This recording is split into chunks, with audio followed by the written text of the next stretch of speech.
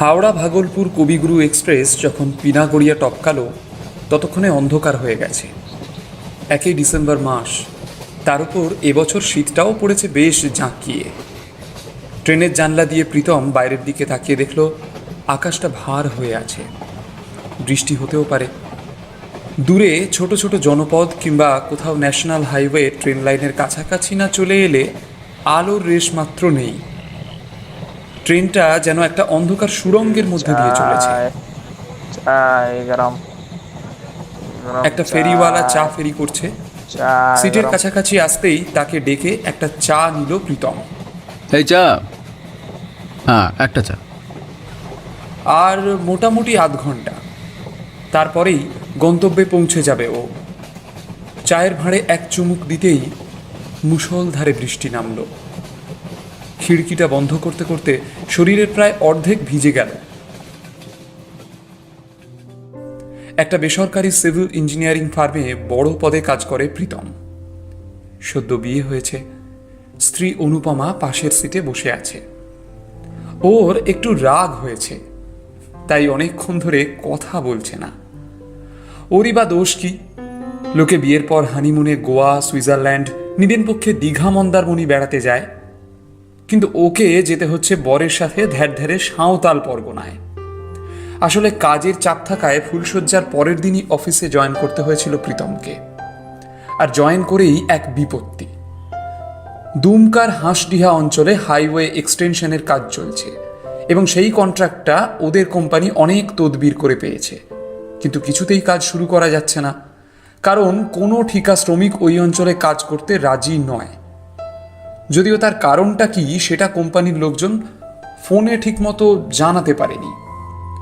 অতএব প্রীতমের বস ওর কাঁধে বোঝা চাপিয়ে দিয়ে বললেন, এই যে দত্ত, এখনো তো হানিমুন যাওয়া হয়নি, মিসেসকে নিয়েই চলে যাও।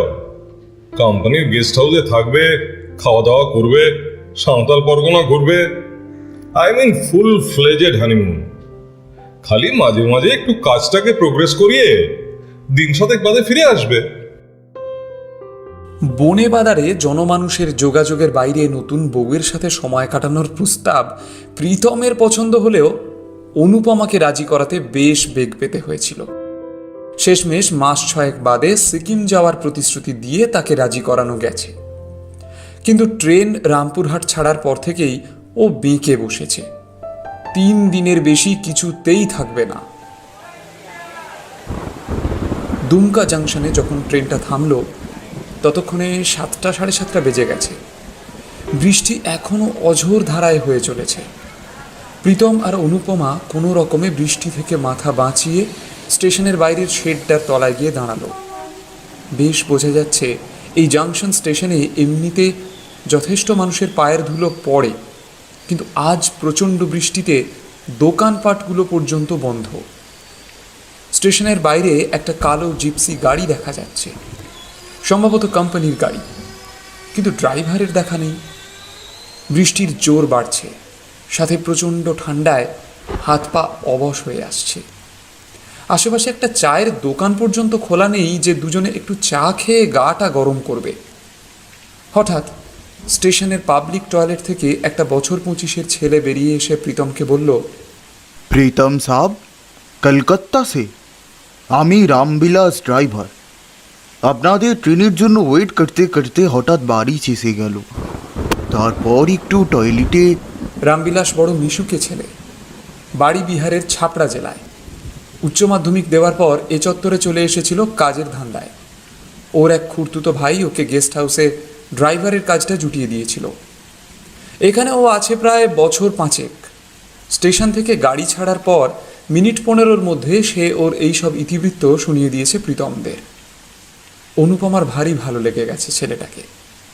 লোকজন ছাড়া অনুপমার ঠিক ভালো লাগে না, আর এই পাণ্ডব বর্জিত জঙ্গলাকীর্ণ অঞ্চলে এরকম একটা মিশুকে ছেলেকে ওর ভালো লাগবে সেটাই স্বাভাবিক।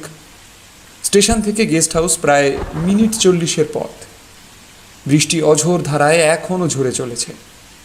ইতিমধ্যেই জঙ্গলের পথ চালু হয়ে গেছে। জঙ্গলের মেঠো পথ, বৃষ্টির জন্য রামবিলাসের গাড়ি চালাতে অসুবিধে হচ্ছে যথেষ্ট।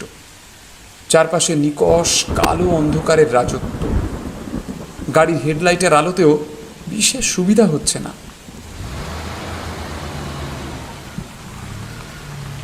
ওরা যখন গেস্ট হাউসের সামনে গাড়ি থেকে নামলো ততক্ষণে 9টা বেজে গেছে। গাড়ির দরজা খোলা মাত্র চতুর্দিক থেকে বরফের মতো ঠান্ডা হাওয়া প্রীতম আর অনুপমার গায়ে সূঁচের মতো বিঁধল। অনুপমা দৌড়ে গিয়ে গেস্ট হাউসের পোর্টিকোর তলায় আশ্রয় নিল। প্রীতমও হ্যান্ডব্যাগগুলো নিয়ে তার পাশে গিয়ে দাঁড়ালো।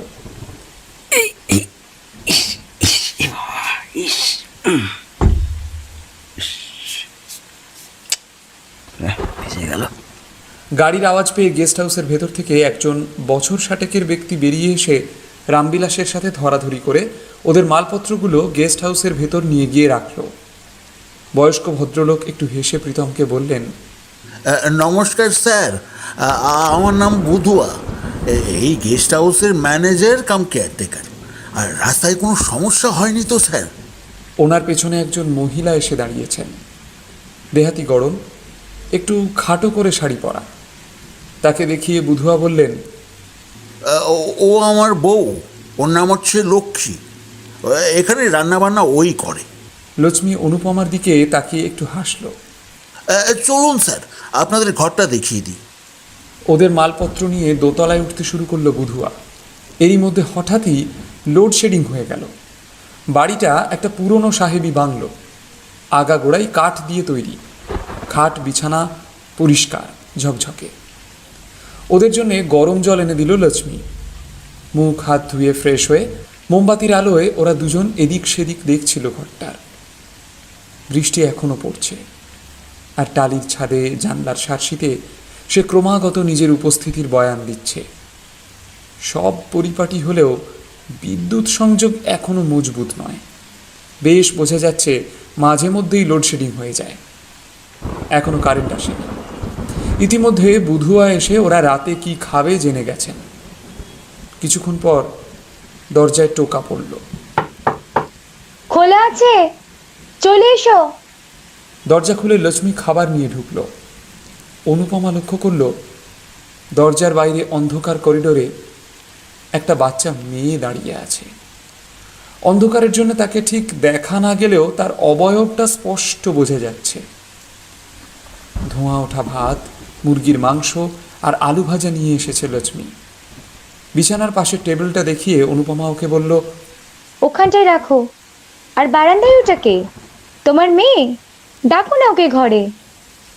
প্রীতম আর অনুপমা মোমবাতির আলোয় লক্ষ্য করল লক্ষ্মীর মুখটা হঠাৎ ফ্যাকাশে লাগছে। সে আমতা আমতা করে বলল, কাহা কই কই নেই তো ওখানে।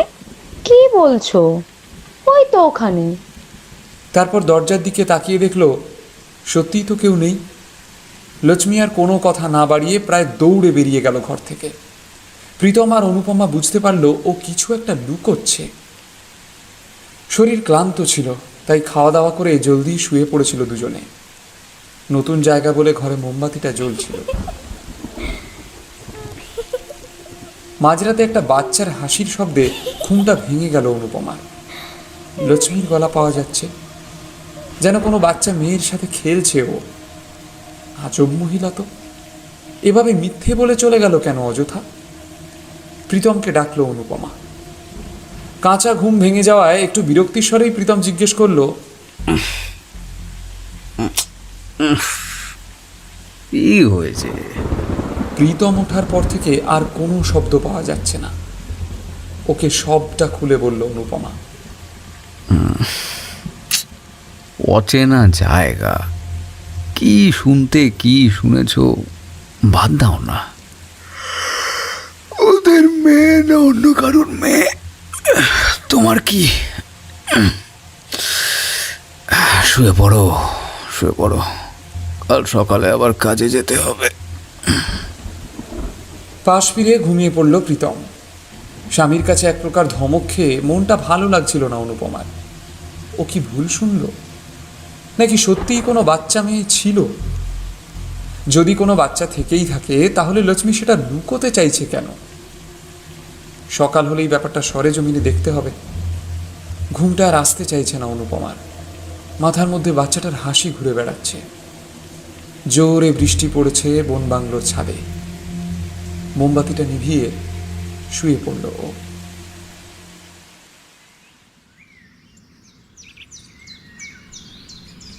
কাঁচের জানলা দিয়ে দিনের আলো মুখে পড়তে ঘুম ভাঙল অনুপমার। প্রীতম এখনো ঘুমোচ্ছে। পাশে রাখা মোবাইলটায় দেখল সকাল 8টা বেজে গেছে। কাল রাতে উল্টো পাল্টা চিন্তা করতে করতে বৃষ্টির শব্দের মধ্যে কখন যে ঘুম এসে গিয়েছিল টেরও পায়নি সে। মোবাইলে টাওয়ার পাওয়া যায় না এখানে, যার ফলে কাল রাতে এখানে পৌঁছানোর পর বাড়িতে একবারও জানানো সম্ভব হয়নি। বুধুয়া বলছিল হাইওয়ের ধারে পৌঁছে গেলে মোবাইলের টাওয়ার পাওয়া যায়। জানলার বাইরে বৃষ্টি থেমে গেছে। গা থেকে কম্বলটা সরিয়ে প্রীতমকে ডাকলো অনুপমা। উঠে পড়ো, তোমায় তো আবার সাইটে যেতে হবে নাকি? উঠছে। অনিচ্ছা সত্ত্বেও উঠে ফ্রেশ হয়ে বেডরুম থেকে বেরিয়ে একতলায় এসে ডাইনিং টেবিলে দেখল ব্রেকফাস্ট রেডি করে রেখেছে লক্ষ্মী। তাকে বুধুয়ার কথা জিজ্ঞাসা করায় সে জানালো বুধুয়া সকালবেলায় বেরিয়ে গেছে খাবার জোগাড় করতে। এ তল্লাটে ভালো খাবার জোগাড় করতে 2 মাইল দূরে বাজারে যেতে হয়। আজ দুপুরে প্রীতম আর অনুপমাকে দেশি মুরগির ঝোল আর রাতে পাঁঠা খাওয়াবে বলে সে বেরিয়েছে। ব্রেকফাস্ট সেরে রেডি হয়ে বাংলো থেকে বেরিয়ে প্রীতম দেখল রামবিলাস এসে গেছে। গাড়ির দরজা খুলে উঠে পড়ল ও। প্রীতম জিজ্ঞাসা করল, শোনো রামবিলাস, ওই যেখানে হাইওয়ে এক্সটেনশনের কাজ হচ্ছে ওই সাইডে যাব, কতক্ষণ লাগবে এখান থেকে? ज़्यादा নয় স্যার, এই ধরুন 20 মিনিট মতো। লেকিন বারিশের জন্য রাস্তার যা অবস্থা তাতে আর একটু বেশি সময়ও লাগতে পারে। গাড়ি চালাতে চালাতে জবাব দিল রামবিলাস। সাইটে পৌঁছতেই সাইট হেড ধন্বন্তরী সিং দৌড়তে দৌড়তে এসে গাড়ির দরজা খুলে প্রীতমকে একটা সেলাম করলো। প্রীতম এদিক ওদিক তাকিয়ে বলল, কাজ বন্ধ কেন সিংজি? একটু মাথা চুলকে ধন্বন্তরী সিং বলল, আসলে স্যার লোকাল লেবাররা কাজ করতে চাইছে না ওই চত্বরে। প্রীতম একটা সিগারেট ধরিয়ে ধোঁয়া ছেড়ে জিজ্ঞেস করলো,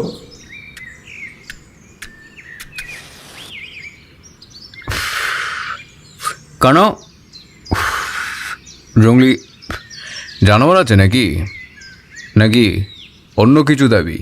আগে না, তবে তবে কি? না মানে ইয়ে আর কি, ওই ওই জায়গাটা আসলে কপালখাঁকির জঙ্গলের মধ্যে পড়ছে তো, তাই। মাথা নিচু করে আমতা আমতা করে উত্তর দিল ধন্বন্তরী সিং। সে আবার কি? কপাল খাঁকির জঙ্গল? হ্যাঁ, তো সে কী হয়েছে? না স্যার, মানে আসলে জঙ্গলটা তো ভালো না, ওখানে গাছপালা পশু পাখি সবই কীরকম একটা অদ্ভুত। আর সবচেয়ে বড় কথা, ওখানে নাকি কিছু চাইলে তাই পাওয়া যায়।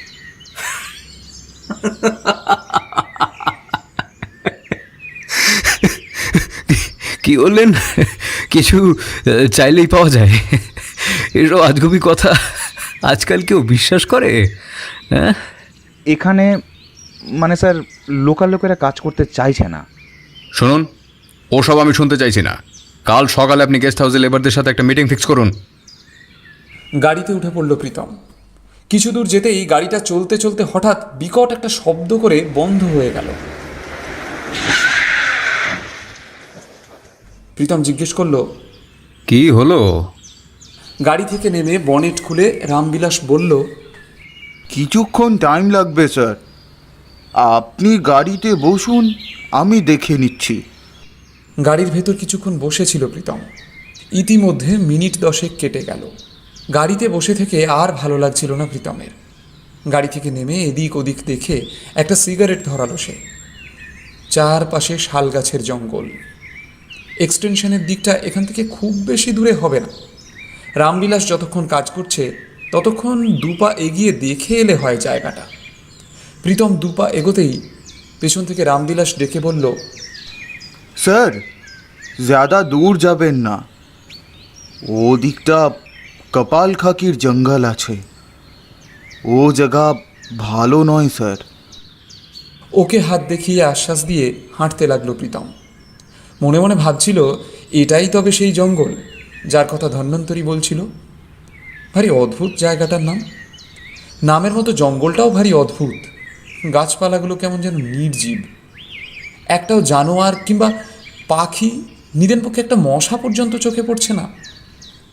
যেন কোনো অজানা কারণে জঙ্গলে প্রাণের স্পন্দন থমকে গেছে। এই কয়েক মিনিটেই মনটা কীরকম যেন হাঁসফাঁস করছে। অনুপমার কথা খুব মনে পড়ছে।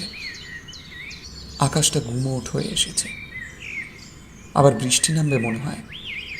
বেশিক্ষণ এই জঙ্গলে দাঁড়ালে ভিজতে হবে। গাড়ির দিকে যাওয়ার জন্য পেছন ফিরতেই চমকে উঠে প্রায় পড়ে যাচ্ছিল প্রীতম। কোনো রকমে একটা শাল গাছ ধরে সামলে নিল। ওর থেকে ঠিক এক হাতের মধ্যে দাঁড়িয়ে আছে একটা বয়স্ক লোক। মাথায় টাক, মুখময় সাদা দাড়ি, পরনে শতচ্ছিন্ন ময়লা ফতুয়া ও তস্য নোংরা পাজামা। দীর্ঘদিন স্নান হয়নি বোধ হয়, কারণ এই দূরত্ব থেকেও গায়ের দুর্গন্ধ টের পাওয়া যাচ্ছে। লোকটা একটু কুঁজো হয়ে আছে। প্রীতম ধমকের সুরে জিজ্ঞেস করল, কে আপনি? হ্যাঁ, কি চাই? উফ, ভয় পাইয়ে দিয়েছিলেন রীতিমতো। বুড়োটা একটু এগিয়ে এসে খ্যাঁক খ্যাঁক করে হেসে বলে উঠল, কপাল খা কি কপাল খা, পোড়া কপাল নিয়ে যা, মনের স্বাদ মিটিয়ে দে, কপাল নিতে ওই আসছে সে। লোকটার কথা শেষ হওয়া মাত্র ঝমঝমিয়ে বৃষ্টি নামল। কালকের মতো একেবারে মুষলধারে বৃষ্টি পড়ছে। হঠাৎ সামনের দিকে তাকিয়ে প্রীতম দেখল কেউ কোথাও নেই। সামনে, পেছনে, ডানে, বাঁয়ে, আশেপাশে, দূর দূরান্তে কোনো মানুষের টিকিটুকু দেখা যাচ্ছে না। চারদিকে বৃষ্টির ফোঁটার মধ্যে মাথা উঁচু করে দাঁড়িয়ে আছে শাল গাছগুলো। লোকটা গেল কোথায়? বৃষ্টির ফোঁটা ইতিমধ্যে জামা কাপড় ভিজিয়ে দিয়েছে ওর। হাঁটতে হাঁটতে বেশ খানিকটা জঙ্গলের মধ্যে চলে এসেছিল প্রীতম। বেশ খানিকটা দূরে শাল গাছের গুঁড়ির ফাঁক দিয়ে রাস্তায় গেস্ট হাউসের গাড়িটা দেখা গেল। গাড়িটা দেখে ঘরে যেন প্রাণ এলো প্রীতমের। বয়স্ক ভদ্রলোককে দেখে এই নিঝুম জঙ্গলের ভেতর ওর হাত পা অবশ হয়ে গিয়েছিল প্রায়। কোনো রকমে দৌড়ে জঙ্গল থেকে বেরিয়ে গাড়িতে উঠে বসল প্রীতম।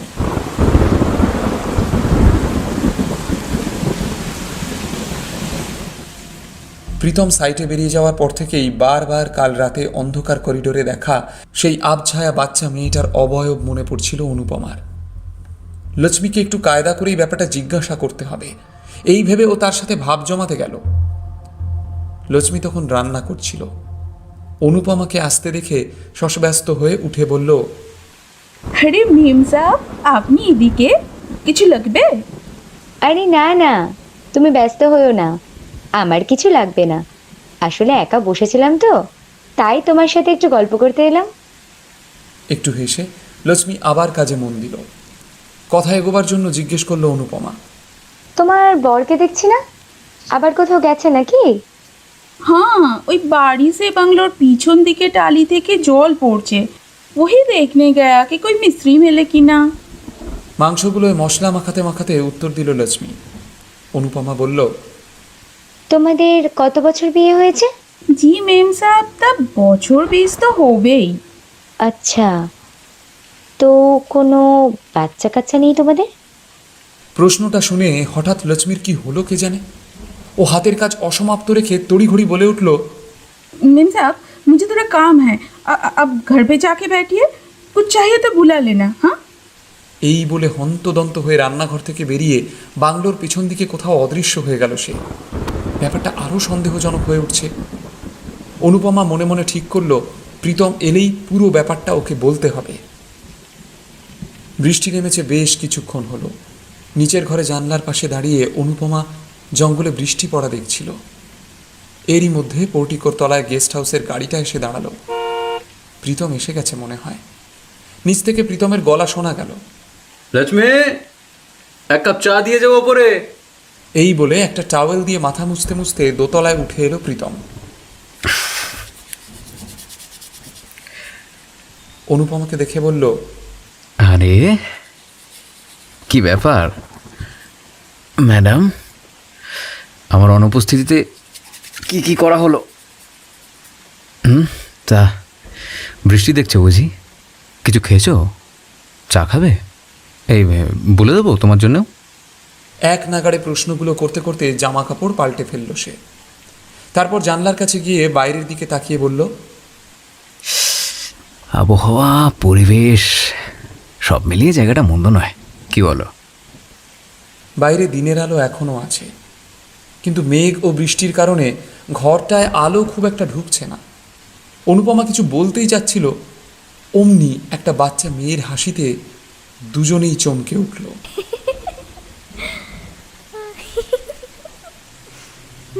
বেডরুমের দরজাটা ভেজানো ছিল। ঠিক তার বাইরে কোনো একটা বাচ্চা মেয়ে খিলখিলিয়ে হাসছে। প্রীতম অনুপমাকে ইশারায় চুপ করতে বলে পা টিপে টিপে গিয়ে দরজাটা খুলে দিল। দরজাটা খোলা মাত্র অন্ধকার করিডোরের শেষে সিঁড়ি দিয়ে ফ্রক পরা একটা বাচ্চা মেয়ে ধূপধাপ শব্দ করতে করতে নেমে গেল। প্রীতম এক মুহূর্ত সময় নষ্ট না করে তার পেছন পেছন সিঁড়ি দিয়ে নেমে এলো। একতলাটার একদিকে সামনের দরজা আর অন্যদিকে পেছনের দরজা। সে দেখল দুটো দরজাই খোলা। চিৎকার চেঁচামেচি করায় বুধুয়া ছুটে এসেছে। ওকে সবটা বলার পর প্রীতম দেখল বুধুয়ার মুখটা কীরকম ছোট হয়ে গেছে। কিন্তু একবারের জন্যেও সে কিছুতেই মেনে নিল না যে এখানে কোনো ছোট বাচ্চা আসতে পারে। বুধুয়া বারবার একই কথা বলে চলল, না স্যার, এখানে কোনো বাচ্চা নেই। আশেপাশে কোনো বাড়ি ঘরও নেই যেখান থেকে কোনো বাচ্চা মেয়ে এই গেস্ট হাউসে আসতে পারে। আপনার কোথাও ভুল হচ্ছে স্যার।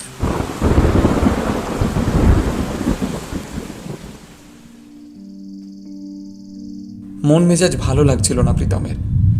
বৃষ্টিটা একটু ধরেছে। দোতলায় উঠে এসে অনুপমাকে বলল রেডি হয়ে নিতে। পায়ে হেঁটে এই আলো থাকতে থাকতে একটু আশেপাশে ঘুরে দেখবে। এইসব আজে বাজে ঘটনায় মনটা ঘেঁটে আছে। একটু ফ্রেশ এয়ার লাগলে হয়তো ঠিক হয়ে যেতে পারে। অনুপমা রীতিমতো ভয় পেয়ে গেছে। কোনো এক অজানা আতঙ্কে খানিকটা সিঁটিয়ে গেছে ও। খানিকক্ষণের মধ্যে কোনো রকমে রেডি হয়ে বেরোলো ওরা দুজন। প্রীতম ঠিকই ভেবেছিল। হাঁটতে হাঁটতে বর্ষাস্নাত জঙ্গলের ঠান্ডা হাওয়ায় মনটা ভালো হয়ে গিয়েছিল ওর। অনুপমাকেও অনেকটা স্বাভাবিক দেখাচ্ছিল। হাঁটতে হাঁটতে ওরা হাইওয়ে ধরে অনেকটা এসে দেখলো একটা চায়ের গুমটি, দরমার দেওয়াল আর হোগলা পাতার ছাউনি। বেশ কিছু দেহাতি লোক একটা বেঞ্চে বসে চা বিড়ি খাচ্ছিল। ওরা এগিয়ে যেতেই দোকানি সেই লোকগুলোকে সরিয়ে ওদের বসার জায়গা করে দিল। ভদ্রলোক বাঙালি। চা দিতে দিতে তিনি জিজ্ঞাসা করলেন, এখানে কোথায় উঠেছেন দাদা? প্রীতমের মুখে গেস্ট হাউসের কথা শুনে ফ্যাল ফ্যাল করে চেয়ে রইলেন তিনি। তারপর জিজ্ঞেস করলেন, জায়গাটা ভালো নয় দাদা। কবে উঠেছেন ওখানে? সটিকে দেখেছেন? অনুপমা অবাক হয়ে জিজ্ঞাসা করল, ছোটি? কে ছোটি? ওই নামে তো কাউকে ওখানে দেখিনি। ও বুধুয়ার মেয়ে। কি আর বলি দিদিমণি, সবই কপাল খাকির দয়া। কত বয়স বলুন তো? এই আন্দাজ 10-12 হবে। প্রীতম মনে মনে ভাবল, আজব লোক তো ওই বুধুয়া। তখন এত করে জিজ্ঞেস করার পরেও কোনো বাচ্চা মেয়ের কথা কিছুতেই স্বীকার করল না। দোকানে দাম মিটিয়ে হাইওয়ে ধরে গেস্ট হাউসের পথে পা বাড়ালো দুজনে। আসার পথে একটু শর্টকাট হবে ভেবে কপালখাঁকির জঙ্গলে ঢুকে পড়ল ওরা। প্রীতম এতক্ষণে অনুপমাকে সকালের ওই বুড়োটার কথা বলল। অনুপমা জিজ্ঞাসা করল, ছড়াটা কি বললে? কি বললো? কপাল খাঁকি কপাল খা, পোড়া কপাল নিয়ে যা, মনের স্বাদ মিটিয়ে দে, কপাল নিতেই আসছে সে। হেসে জবাব দিল প্রীতম। তারপর একটা সিগারেট ধরিয়ে বলল,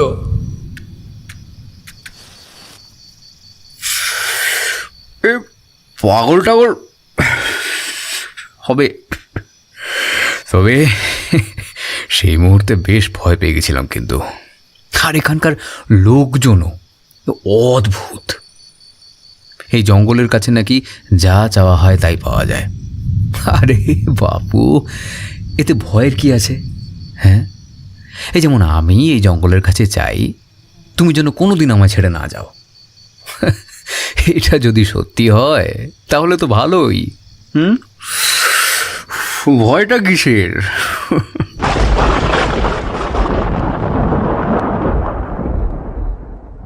প্রীতমের কথা শেষ হতে পারল না, তার আগেই কড়কড় করে কাছে পিঠেই কোথাও বাজ পড়ল। ভয়ে অনুপমা কুঁকড়ে গেল। তড়িঘড়ি প্রীতমকে বলল, তাড়াতাড়ি গেস্ট হাউসে ফিরে চলো প্লিজ। জায়গাটা আমার একদম ভালো লাগছে না, যে কোনো মুহূর্তে আবার বৃষ্টি নেমে পড়বে। গেস্ট হাউসে ওরা যখন ফিরল তখন ঘুটঘুটে অন্ধকার নেমে এসেছে। গেস্ট হাউসে আজ এবেলা লোডশেডিং হয়নি এখনও। প্রীতম আর অনুপমা দুজনেই ভাবল এই ঠান্ডায় বৃষ্টি বাদলার সন্ধেতে একটু পকোড়া বা চপ খেতে পারলে ভালো জমবে, কিন্তু কে করবে? হাজার ডাকাডাকির পরেও বুধুয়া বা ওর স্ত্রী কাউকেই খুঁজে পাওয়া গেল না গেস্ট হাউসে। এ তো ভারী ঝামেলায় পড়া গেল। রামবিলাসও থাকে না এই গেস্ট হাউসে। ও এখান থেকে প্রায় 2 মাইল দূরে একটা লোকাল গ্রামে থাকে। প্রয়োজন পড়লে গাড়ি নিয়ে আসে, আবার গাড়ি নিয়েই ফেরত চলে যায়। এই নিঝুম সন্ধ্যায় বন বাংলোয় ওরা দুজন ছাড়া আর তৃতীয় কোনো ব্যক্তি নেই এই মুহূর্তে। অনুপমার বেশ ভয় লাগতে শুরু করেছিল। দোতলায় উঠতে উঠতে প্রীতমের হাতটা চেপে ধরে অনুপমা বলল, কোথায় গেল বলো তো এরা দুজন, কিছু না বলে? বুঝতে পারছো না? নতুন স্বামী স্ত্রীকে স্পেস দিতেই ওরা দুজন কোথাও চলে গেছে। যাকে তুমি একটু বসো, হ্যাঁ, আমি ফ্রেশ হয়ে আসি। তারপর দুজনে মিলে নিচে গিয়ে দেখব ওরা ফিরল কি না। যদিও না ফিরলে কিছু যায় আসে না, নিচে খাবার মতন জিনিসপত্র নিশ্চয়ই রেখে গেছে ওরা। আর যদি একান্তই না থাকে, চাল ডাল ফুটিয়ে কিছু একটা বানিয়ে নেওয়া যাবে। এই বলে প্রীতম বাথরুমে ঢুকে গেল। ছেলেটা এই এক বাতিক। শীত, গ্রীষ্ম, বর্ষা ও নাকি রোজ দুবেলা গায়ে জল ঢালে। বাথরুম থেকে মগে করে জল ঢালার আওয়াজ ভেসে আসছিল। ঘরের নাইট বাল্বটা জ্বলছিল, তার সাথে জানলা দিয়ে এক ফালি চাঁদের আলো এসে পড়েছিল ঘরের মেঝেতে। মেঘ কেটে গেছে বোধহয়। অনুপমা হিসেব করে দেখল আজ পূর্ণিমা, তাই হয়তো জঙ্গলের গাছপালার ফাঁক দিয়ে চাঁদের আলো এসে ঢুকেছে ঘরে। 1 মিনিট, সেই বাচ্চা মেয়েটার হাসি না? আর এক মুহূর্ত দেরি না করে পা টিপে টিপে নেমে ঘরের দরজা খুলে অনুপমা বেরিয়ে এলো করিডোরে। বারান্দায় মৃদু আলো জ্বলছে। হাসির আওয়াজ লক্ষ্য করে ধীরে ধীরে একতলায় নেমে এলো সে। বুধুয়া বা তার স্ত্রী এখনো ফেরেনি। ও খেয়াল করলো বাচ্চার হাসিটা আসছে একতলার একদম পেছনের দিকের ঘরটা থেকে। পা টিপে টিপে অনুপমা ঘরটার বাইরে এসে উপস্থিত হলো। আজ ও দেখবে এই বাচ্চাটাকে। ও আজ জেনেই ছাড়বে যে বুধুয়া ও তার স্ত্রী ওদের থেকে কি লুকোচ্ছে। বাচ্চাটা কি ওদেরই মেয়ে ছোটি, নাকি অন্য কারো? ঘরের দরজাটা সবে খুলছে অনুপমা, এমন সময় কারেন্ট অফ হয়ে গেল। ও লক্ষ্য করলো বাচ্চাটার হাসি হঠাৎ থেমে গেছে। বাচ্চাটা কি বুঝতে পেরে গেল? হঠাৎ অনুপমা অনুভব করলো একটা বাচ্চা ঘরের ভেতর থেকে ওকে প্রায় ধাক্কা মেরে সরিয়ে বাংলো থেকে বেরিয়ে গেল পিছনের দরজা দিয়ে। অনুপমা বুঝতে পারলো এভাবে বেরিয়ে আসাটা বোধহয় ঠিক হয়নি। ওই বাচ্চা মেয়েটাকে অনুসরণ করে অন্ধকারেই বেরিয়ে এসেছিল সে। তখন বাচ্চাটাকে স্বচক্ষে দেখতে চাওয়ার উত্তেজনায় মনেই ছিল না যে একবার বিষয়টা প্রীতমকে জানানো উচিত ছিল। তাছাড়া অচেনা বনে বাদারে যে কোনো মুহূর্তে কোনো হিংস্র পশু চলে আসতে পারে। বাচ্চাটাকে বেশ কিছুক্ষণ অনুসরণ করতে পেরেছিল অনুপমা। পূর্ণিমার চাঁদের আলোয় বেশ বোঝা যাচ্ছিল ওর থেকে প্রায় 10 হাত দূরে দৌড়াচ্ছিল মেয়েটা। পরনে একটা খয়েরি কিংবা মেরুন রঙের ফ্রক, মুখ দেখা যাচ্ছিল না। তবে পেছন থেকে বেশ বোঝা যাচ্ছিল বাচ্চাটার মাথায় এক রাশ কোঁকড়ানো চুল। ওইটুকু বাচ্চা, অথচ অনুপমার সাথে সমান তালে দৌড়াচ্ছিল সে। হঠাৎ একটা শাল গাছের আড়ালে মিলিয়ে গেল। তারপর থেকে আর তাকে খুঁজেই পাচ্ছে না অনুপমা। এতক্ষণে বুঝতে পেরেছে যে কি মারাত্মক ভুলটাই না করেছে ও। বাচ্চাটার পিছনে দৌড়তে দৌড়তে বাংলোয় ফেরার রাস্তাটাই মনে রাখেনি একদম। এবারে ও ফিরবে কি করে? ভাবতে ভাবতে ভয়ে আতঙ্কে শিরদাঁড়া দিয়ে শীতল স্রোত নেমে এলো ওর। যা থাকে কপালে, এই মনে করে বাংলো বরাবর আন্দাজে হাঁটতে শুরু করলো অনুপমা। কিছুক্ষণ পর দূরে বাংলোটা দেখা গেল। হাঁটতে হাঁটতে হঠাৎ কিসে যেন ঠোক্কর লেগে হোঁচট খেয়ে পড়ল অনুপমা। এটা কি? চাঁদের আলো এসে পড়েছে একটা বেদির মতো জায়গায়। একটু উঠে বসে ভালো করে জায়গাটা দেখলো ও। এটা তো ঠিক বেদি নয়, অনেকটা খ্রিস্টানদের কবরের মতো দেখতে। কবরের গায়ে আবার কী সব লেখা রয়েছে, অন্ধকারে পড়া যাচ্ছে না ঠিকঠাক। যাই হোক, কাল সকালে এসে দেখতে হবে ব্যাপারটা। এখন বাংলোয় ফেরা যাক, এই ভেবে সবে বাংলোর দিকে হাঁটতে শুরু করেছিল অনুপমা। হঠাৎ চোখ আটকে গেল সামনের দিকে। বাংলোটা ওর থেকে আর 100 মিটার মতো দূরে, কিন্তু ওর আর বাংলোর মাঝখানে দাঁড়িয়ে রয়েছে একটা বাচ্চা মেয়ে। বাচ্চাটার পাশে একটা জানোয়ার শুয়ে আছে। চাঁদের আলো এসে পড়েছে বাচ্চাটার মুখে। সেই অন্ধকারেও চাঁদের আলোয় ঝকঝক করছে বাচ্চাটার চোখ। বাচ্চাটা হাতছানি দিয়ে ডাকছে অনুপমাকে। ধীরে ধীরে বাচ্চাটার কাছে এগিয়ে গেল অনুপমা। বাচ্চাটা এখন ওর হাতের নাগালে। এতক্ষণে ও লক্ষ্য করল বাচ্চাটার হাত পা কেমন বিবর্ণ। এই ঠান্ডাতেও একটা ফ্রক পরে দাঁড়িয়ে আছে সে। চাঁদের আলোয় বাচ্চাটার ঠোঁট দুটো স্পষ্ট দেখা যাচ্ছে।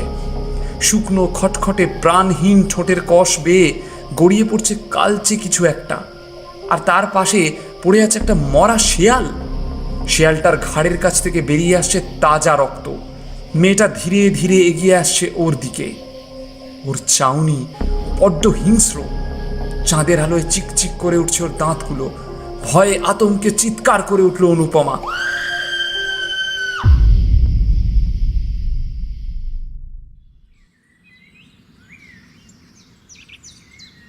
সকালে ঘুম ভেঙে প্রীতম দেখল ওর পাশে অনুপমা নেই। হাতঘড়িতে সময় দেখাচ্ছে সকাল 7:10। শীতের সকাল, কাজেই কুয়াশা এখনো যায়নি। অনুপমা নিশ্চয়ই বাথরুমে গেছে এই ভেবে কিছুক্ষণ অপেক্ষা করলো ও। কিন্তু বাথরুম থেকে কোনো শব্দ আসছে না দেখে প্রীতম উঠে দেখল অনুপমা তো সেখানে নেই। এত সকালে কোথায় বেরোলো মেয়েটা? নিচে গেছে নাকি? কাল রাতে বাথরুমে স্নান করতে করতে হঠাৎ একটা চিৎকার শুনে বেরিয়ে এসেছিল ও। বেরিয়ে দেখে ঘরে অনুপমা নেই। কোনো রকমে গায়ে চাদরটা জড়িয়ে নিয়ে দৌড়ে নিচে নেমে নিজের স্ত্রীকে দেখতে পায় প্রীতম। পেছনের দরজা দিয়ে বাংলোয় ঢুকছে সে। জিজ্ঞেস করায় বলে কোনো একটা আওয়াজ পেয়ে নিচে দেখতে গিয়েছিল অনুপমা।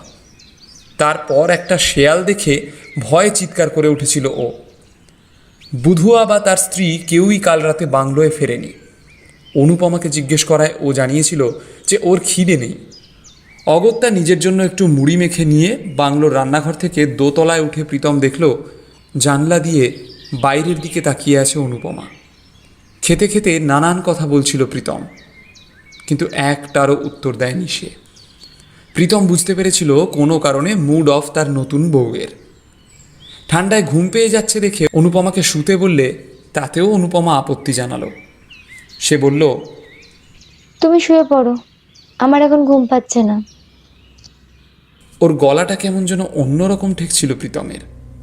একটু চিন্তিত হয়ে বিছানা থেকে উঠতে গেলে অনুপমা কিছুটা জোর করেই প্রীতমকে শুইয়ে দিল। অনুপমার শরীরটা অসম্ভব রকমের ঠান্ডা মনে হয়েছিল তখন। শীতের রাতে গা ঠান্ডা ঠেকতেই পারে, এসব নিয়ে আর বেশি ভাবল না প্রীতম। শুয়ে পড়েছিল এবং যথারীতি ঘুমিয়েও পড়েছিল। কিন্তু এখন সকালবেলা উঠে বেশ চিন্তায় পড়ে গেছে ও। নিচে নেমে বুধুয়া, লক্ষ্মী কিংবা অনুপমা কাউকেই কোথাও দেখতে পাওয়া গেল না। অনুপমা কি ওদের সাথেই কোথাও বেড়াতে গেল? ইতিমধ্যে রামবিলাস এসে গেছে। তার সাথে এসেছে ধন্বন্তরী সিং। তার বক্তব্য, লেবাররা কেউ এত ভেতরে বন বাংলোয় কাজে আসতে রাজি হলো না। তাদের সাথে মিটিং করতে গেলে নাকি সাইটে গিয়ে মিটিং করতে হবে প্রীতমকে।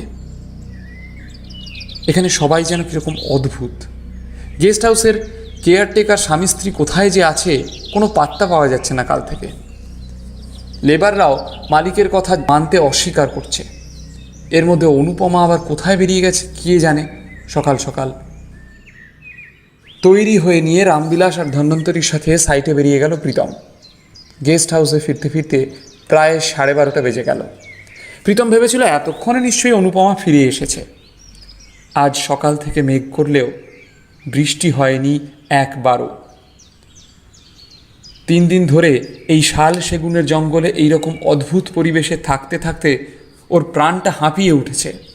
ও ভেবেছিল গেস্ট হাউসে ফিরেই অনুপমাকে বলবে ব্যাগপত্র গুছিয়ে নিতে। লেবারদের সাথে মিটিংটা করে ভালো ফল পাওয়া গেছে। কাজে ওরা কাল থেকেই কাজ করবে, তবে 100 দিনের কাজের পারিশ্রমিক অগ্রিম দিয়ে দিতে হবে তাদের। কলকাতা হেড অফিসে ফোন করে এই বিষয়টাও পাকা করে ফেলেছে প্রীতম। অতএব এখানকার কাজ যখন শেষ তখন এই পাগলাটে জায়গায় থাকার আর কোনো মানেই হয় না। আজই বিকালের ট্রেনে ফিরে যাবে ওরা। কলকাতায় ফিরেই নতুন একটা ভালো হানিমুন ট্রিপ প্ল্যান করতে হবে। কিন্তু বাংলোয় ফিরে এখনও কাউকে দেখতে পেল না প্রীতম। বাংলোর দরজা জানলা হাট করে খোলা। ব্যাপারটা কি? কপালে চিন্তার ভাঁজ পড়ল ওর। রামবিলাসকে নিয়ে আশপাশের জঙ্গলটা খুঁজে দেখল প্রীতম। কেউ কোথাও নেই। খুঁজতে খুঁজতে বাংলোর পেছন দিকে 100 মিটার মতো দূরত্বে একটা শেয়ালের মৃতদেহ খুঁজে পেল ওরা। সেটার ঘাড় মোটকে খেয়েছে কোনো হিংস্র প্রাণী। রামবিলাস খারাপ কিছু একটা বুঝতে পেরে প্রীতমকে বলল, चलिए सर, थाने में चलते हैं। থানাটা বাংলো থেকে মাইল 6 দূরে। থানার বড়বাবু ইসমাইল হোসেন সিরাজি। তিনি বললেন, आप लोग चिंता मत कीजिए, हाँ, हम सर्च पार्टी भेजते हैं जंगल में, ठीक है। वो बुधवा और उसका औरत को बहुत जल्द हिरासत में ले लेंगे। जाएगा कहाँ? Let's hope for the best.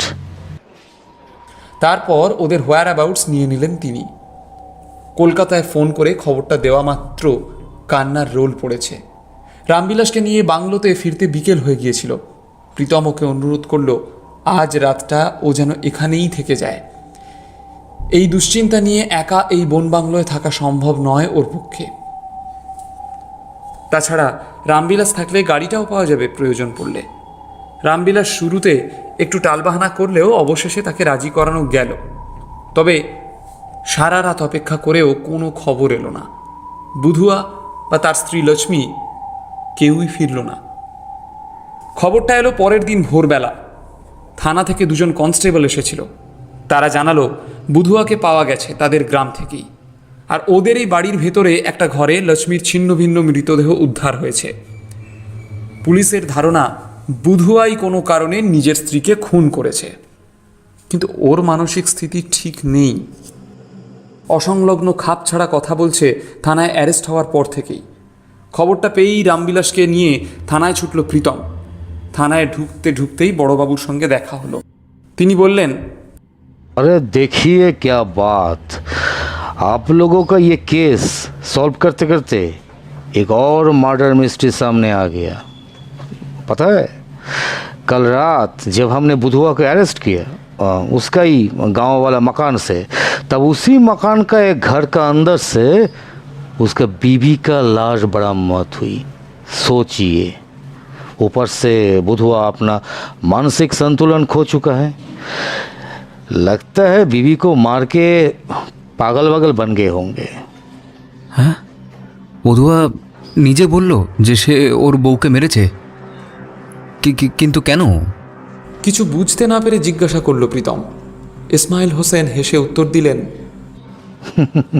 नहीं नहीं नहीं नहीं नहीं, उसने नहीं बोला। लेकिन एक बात कहूँ, हमें लगता है कि ये उसी का ही काम है। ये लोग हैं ना, कन्वर्टेड क्रिश्चियन हैं। इन लोगों में अभी भी बहुत सुपरस्टिशंस और वो क्या बोले प्रेजुडिस होते हैं। पर कोई बात नहीं, थोड़ा धुलाई पॉलिश होगी तो अपने आप साथ उगाल देगा। अरे अभी तो वो बोल रहा है कि खून उसकी बेटी ने की, लेकिन हमें पता है कि ये सब फालतू की बात है। क्यों मालूम? उसकी बिटिया आज 5 साल से लापता है। থানার ভেতরে লকআপে কুঁকড়ে বসেছিল বুধুয়া। প্রীতমকে দেখেই ওর চোখ মুখ কেমন যেন পাল্টে গেল। পালিয়ে যান স্যার, ও আপনাকে মেরে ফেলবে। চিৎকার করে উঠল বুধুয়া। গ্রামীণ থানা, বিশেষ লোকজন নেই। বুধুয়ার এহেন চিৎকারে সবাই ফ্যাল ফ্যাল করে তাকিয়ে আছে ওর দিকে। প্রীতম আর বড়বাবু লক আপের কাছে এগিয়ে এলো। প্রীতম জিজ্ঞেস করলো, কে কে মেরে ফেলবে? বলো বলো বলো। বুধুয়া বড়বাবুর দিকে ভয়ার্ত চোখে তাকিয়ে কিছু বলবে বলবে করেও বলতে পারছিল না। প্রীতম বড়বাবুকে রিকোয়েস্ট করলো যদি একটু বুধুয়ার সাথে কথা বলতে অনুমতি দেন। उस पागल से बात करेंगे आप लोग भी ना, ठीक है? पर 5 मिनट, 5 मिनट से 1 सेकंड ज़्यादा नहीं, समझे? দোনামোনা করে অনুমতি দিলেন বড়বাবু, কিন্তু কড়া গলায় বলে গেলেন যে 5 মিনিটের বেশি সময় দেওয়া যাবে না। এরপর বুধুয়ার কাছে এগিয়ে গিয়ে প্রীতম জিজ্ঞেস করলো, বুধুয়া বুধুয়া আমার স্ত্রী অনুপমা কোথায়? কিছুক্ষণ ইতস্তত করে চারপাশটা দেখে নিয়ে গলাটা যথাসম্ভব খাদে নামিয়ে ভয়ার্ত গলায় বুধুয়া বলল, আপনি এখান থেকে চলে যান স্যার, এই জঙ্গল ভালো নয়। কপাল খাকি সবার কপাল খেয়েছে, যে ওর কাছে কিছু চেয়েছে তারই কপাল খেয়েছে ওই ডাইনি। প্রীতম অধৈর্য হয়ে আর উত্তেজনা চেপে রাখতে পারল না, রেগে গিয়ে বলল, অনুপমা কোথায় বুধুয়া? স্যার আপনার বউ ফিরে আসবে, কিন্তু সে আপনার আসল বউ নয়। যেমন আমার মেয়ে ছুটি ফিরেছিল কলেরায় মরার 3 দিনের মাথায়, ওর লাশ লুকিয়ে রেখেছি জঙ্গলের মধ্যে একটা কবরে। আপনার বউও ফিরবে, তবে ওটা আপনার বউয়ের প্রেতাত্মা। এই জঙ্গলে সাপ আছে, ওই ছড়াটা বলে কেউ কিছু চাইলে সে তাই পায়, কিন্তু সে পাওয়া বড় ভয়ানক স্যার, বড় ভয়ানক। কিসব আবল তাবল বকছো? বড়বাবু ছুটে এসেছেন প্রীতমের চিৎকারে। প্রীতম ওনাকে বলল, আপনি ঠিকই বলেছেন, এর মাথাটা পুরো গেছে। বড়বাবুর সাথে আরও টুকটাক কথা বলে থানা থেকে বেরিয়েই যাচ্ছিল প্রীতম। এমন সময় সে পেছন থেকে বুধুয়ার চিৎকার শুনতে পেল। বাংলোর পেছনে যাবেন না স্যার, আপনি পালিয়ে যান, ও আসবে, ও ফিরে আসবে আপনার কাছে, আপনি পালিয়ে যান স্যার।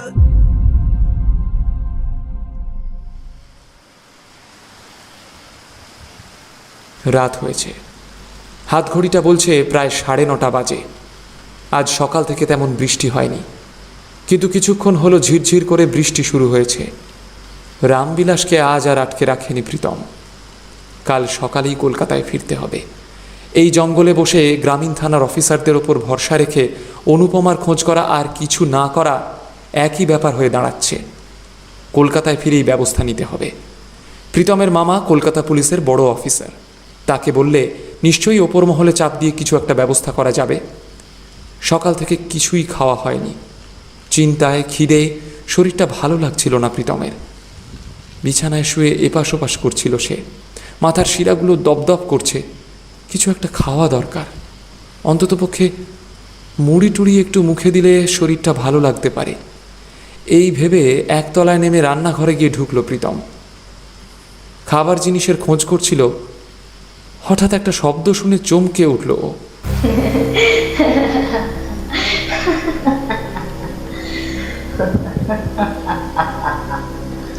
অনুপমার হাসি না?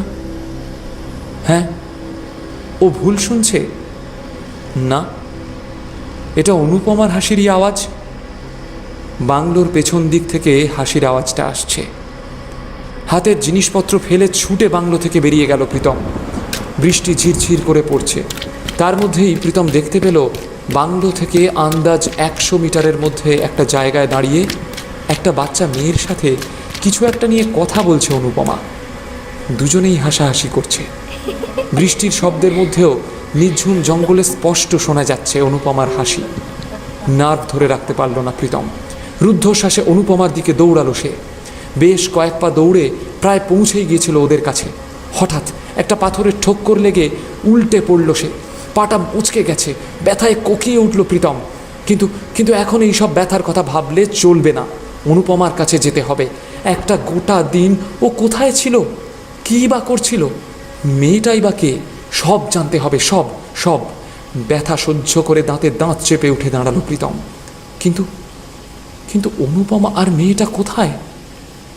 ওরা যেন ভোজবাজির মতো উবে গেছে। বৃষ্টির বেগ বাড়ছে। বৃষ্টির ছাঁটে আর ঠান্ডায় সারা শরীর কাঁপছিল প্রীতমের। এক পা দু পা করতে করতে ও সেই জায়গাটায় গিয়ে পৌঁছালো যেখানে অনুপমা আর মেয়েটা দাঁড়িয়েছিল, কিন্তু ওদের টিকিটিও দেখা যাচ্ছে না আশেপাশে।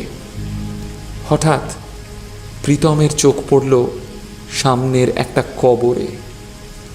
এই নিরালা নিঝুম জঙ্গলে হঠাৎ একটা কবর কেন?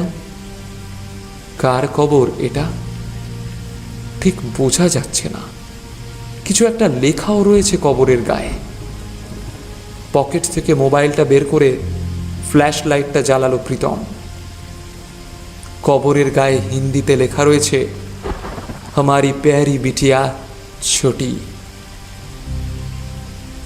কবরের ওপর কংক্রিটের স্ল্যাবটা যেন একটু সরানো। অজানা আতঙ্কে দুশ্চিন্তায় পায়ের ব্যথা ভুলে গেছিল ও। বুকের ভেতর যেন কামারের হাঁপড় চলছিল। অদম্য কৌতূহল চাপতে না পেরে কষ্টে সৃষ্টে কংক্রিটের স্ল্যাবটা সরিয়ে ফেলল প্রীতম, আর সঙ্গে সঙ্গেই ওর মেরুদণ্ড দিয়ে একটা হিমশীতল স্রোত বয়ে গেল। কফিনের মধ্যে জড়সড় হয়ে শুয়ে আছে অনুপমা আর একটা বাচ্চার মৃতদেহ। অনুপমার ঘাড়ের কাছটা কে যেন কুড়ে কুড়ে খেয়েছে। হাত পা অবশ হয়ে আসছিল প্রীতমের। হঠাৎ ও একটা বিকট হাসির শব্দে চমকে উঠল। কবর থেকে হাত পাঁচেক দূরে দাঁড়িয়ে আছে অনুপমা। মোবাইলের আলোয় প্রীতম লক্ষ্য করল ওর চোখ দুটো কেমন যেন নিশ্চল আর নির্জীব, আর তার পেছন থেকে মাথা বার করে উঁকি মারছে একটা বাচ্চা মেয়ে, ছোটি। তোমায় কতক্ষণ দেখিনি গো। সেই কাল রাতে তোমায় দেখেছিলাম। সারা রাত তোমার মাথার কাছে বসে তোমাকে দু চোখ ভরে দেখছিলাম। দেখো, তুমি চেয়েছিলে আমি তোমায় ছেড়ে যেন কোথাও না যাই। তাই তো ছোটি যখন আমায় আদর করে হাতটা কামড়ে দিল, তারপর আমি আবার ফিরে এসেছি। এবার থেকে আমি, তুমি আর ছোটি একসাথে থাকবো এই কপালখাকির জঙ্গলে। আমরা ছোটির কথা জেনে গিয়ে সবাইকে যদি বলে দিই, তাই ছোটির মা লক্ষ্মী ভয় পেয়ে ওর বাবাকে নিয়ে এখান থেকে দূরে চলে গেছিল ওদের গ্রামে। ভারী বড় ওর মাটা, তাই কাল ছোটি ওর মাকে মেরে ফেলেছে। আমার সাথে ওর খুব ভাব হয়েছে জানো। তোমার সাথে ওর আলাপ করে দিয়ে এসো, একটু এদিকে এগিয়ে এসো। এই বলতে বলতে হাতছানি দিয়ে প্রীতমকে ডাকছিল অনুপমা। ওর গলাটা যেন বহু দূরের কোনো অনন্ত অতল খাদের ভিতর থেকে উঠে আসছে।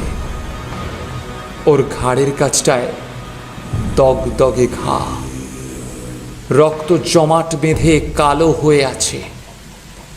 প্রীতম কিছু বুঝতে পারছিল না কি করবে। ওর গলা শুকিয়ে কাঠ হয়ে গেছে। ওর হাত থেকে মোবাইলটা পড়ে আলো নিভে গেল।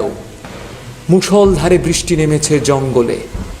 কপালখাকি আজ আবার শিকারে নেমেছে, কারণ প্রীতমের অজান্তেই সেই দিন অনুপমা মনে মনে কবিতা আউড়ে চেয়েছিল ওরা যেন স্বামী স্ত্রীতে জন্ম জন্মান্তর একসাথে থাকতে পারে। জঙ্গলের কোনো এক প্রান্তে সেই পাগলা বৃদ্ধ সেই কবিতাটা বলে উঠল, কপাল খাকি কপাল খা, পোড়া কপাল নিয়ে যা, মনের স্বাদ মিটিয়ে দে, কপাল নিতে ওই আসছে সে। আর সাথে সাথেই একটা শেয়াল দূরে কোথাও কোনো এক আগত ভয়ঙ্কর ঘটনার কথা সারা কপালখাকির জঙ্গলকে জানান দিয়ে জঙ্গলের নিস্তব্ধতা খান খান করে চিৎকার করে উঠল।